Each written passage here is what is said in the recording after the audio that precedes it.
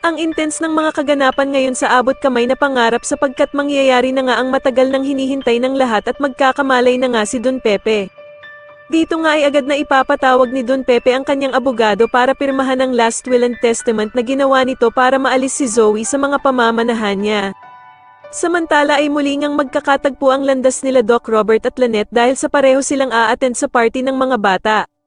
Manghihinayang naman itong si Doc Robert dahil sa hindi nga daw makikita ng ama niyang si Don Pepe ang kanyang mga apo, na sila Annalyn at Justin na magkasamang gumawa ng party. Pero ko-comfort naman siya ni Lynette at sasabihing may pag-asa pa naman daw na makita ni Don Pepe ang kanyang mga apo dahil sa buhay pa naman daw ito. Subalit mukhang nawawala na nga ng pag-asa itong si Doc Robert at sasagutin niya nga si Lynette na kung paano nga daw kung hindi na daw tuluyang magising ang ama niyang si Don Pepe.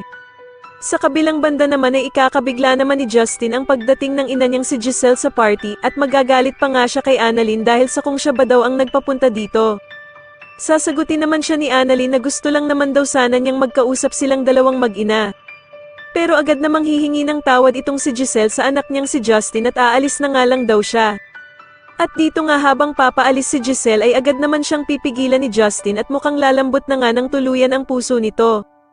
Samantala matapos ngang magbigay ng regalo na kwintas itong si Doc Lyndon kay Annalyn ay hindi naman magpapatalo itong si Harry at magbibigay nga din ito ng regalo kay Annalyn.